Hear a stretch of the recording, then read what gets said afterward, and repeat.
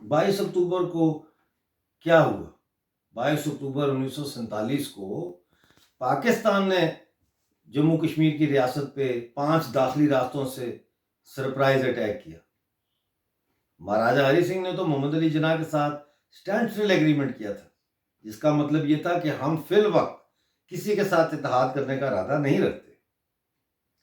تو پاکستان کی آرمی جو ہے اس نے قبائلیوں کے ساتھ مل کے ریاست پہ حملہ کیا، اور چونکہ یہ اچانک حملہ تھا اور اتنی بڑی فوج نہیں تھی ریاست کے پاس، ان کو ہندوستان کو اپیل کرنی پڑی کہ آپ ہماری مدد کے لیے آئیں، اور پھر ایکسیشن کا ایگریمنٹ سائن ہوا، اور انڈیا کی جو آرمی تھی 26 اکتوبر کو وہ اتری وہاں، 27 کو اتری وہ وہاں سری نگر میں، اور جب اتری تو پسپائی ہوئی۔ اب یہ ایک علیحدہ بحث ہے کہ بھارت کی فوج نے مکمل طور پر جو ہے کیوں نہیں تمام علاقہ جات جو ہے وہ حاصل کیے پاکستان سے، اینڈ تک کیوں نہیں گئے گلگت بلتستان تک۔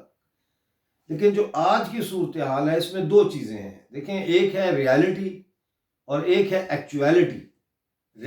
ریالٹی یہ ہے کہ ریاست تقسیم ہو گئی، ریاست کی اکائیاں آپس میں تقسیم ہو گئی، گلگت بلتستان، لداخ، یہ جموں کے ٹکڑے ہو گئے دو، ایک آزاد کشمیر بن گیا، ایک جموں بن گیا کشمیر۔ تو یہ اب اس ریاست کو 1947 کی پوزیشن پہ لانا ممکن نہیں، کیونکہ لداخ والے اور گلگت والے جو ہے خاص طور پر یہ اب پچھلے 70 سال میں اس نتیجے پہ پہنچے ہیں کہ یہ کشمیر کے ساتھ اس انفلوئنس میں اب نہیں رہنا چاہتے، اس سفیر آف انفلوئنس سے باہر نکلنا چاہتے۔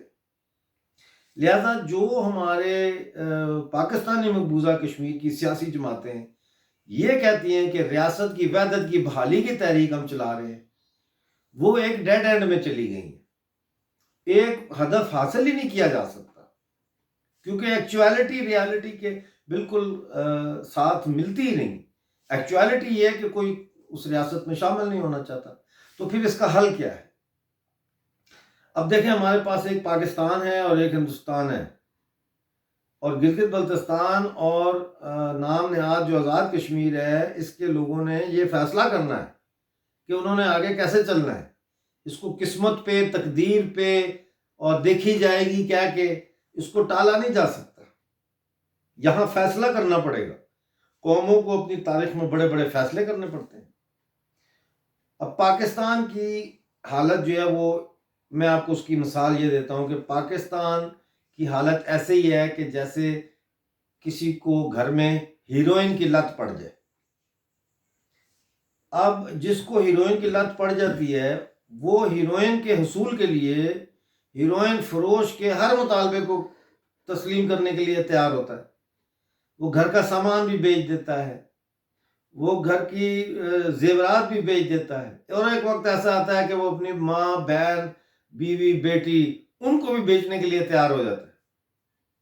تو ایسے شخص کا کیا علاج ہے جو ہیروئن کے نشے کی لت کی وجہ سے اس سٹیج پر آ گیا ہے کہ وہ ماں، بہن، بیٹی، بیوی سب کو بیچنے کے لیے تیار ہو جائے؟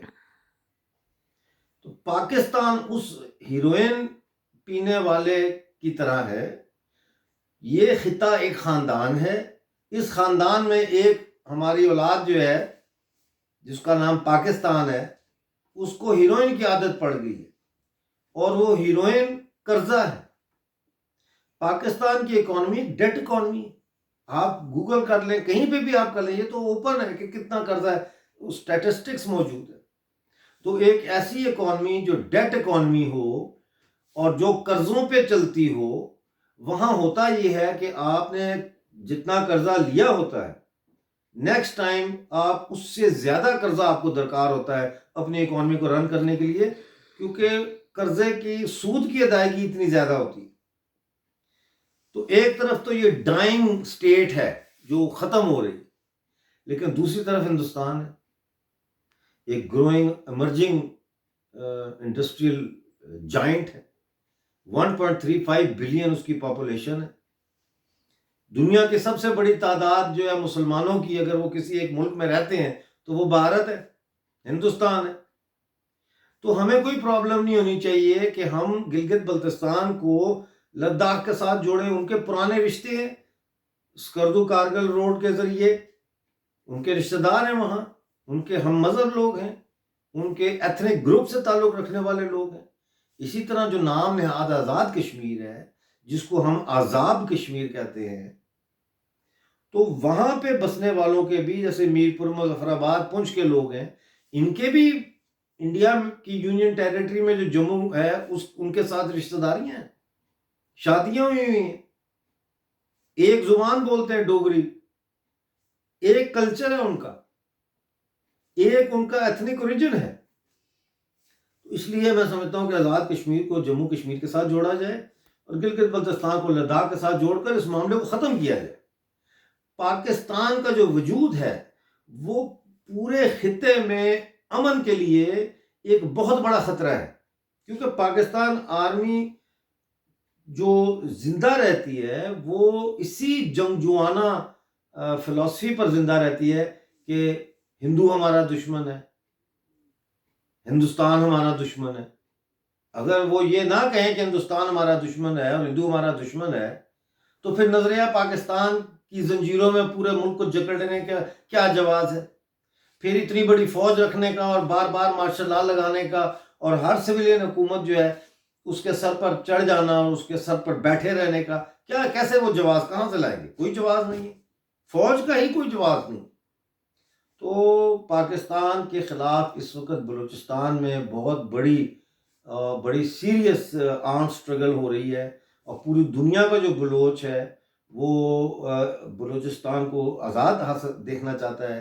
سندھ کا بھی یہی حساب ہے. تو ہمیں جموں کشمیر کے حوالے سے ہمیں دیکھنا چاہیے کہ ہمارے لیے بیسٹ کیا ہے. ہم یہی چاہتے ہیں نا کہ جموں، ہمارے جو آزاد کشمیر اور گلگت بلتستان میں ڈیولپمنٹ ہو، ہیومن رائٹس ہوں، سول رائٹس ہوں. وہاں تو کچھ بھی نہیں ہے. اس کے برعکس جب ہم جموں کو دیکھتے ہیں تو وہاں بہت ڈیولپمنٹ ہوئی ہے پچھلے 70 سالوں میں. یونیورسٹیاں ہیں، ہاسپٹلز ہیں، فائر بریگیڈ کا سسٹم ہے، پولیس کا نظام ہے، موٹر ویز ہیں، بزنسز ہیں، ملینئرز ہیں وہاں. تو میرا خیال ہے کہ پاکستان کے جو قبضے میں جموں کشمیر ہے، یہاں کے سیاسی پارٹیوں کے قائدین کو، خاص طور پر کارکنوں کو یہ سوچنا پڑے گا کہ اب وہ پرانی گیم نہیں چلے گی، اب نہیں چلے گی، اب فیصلہ کرنا پڑے گا.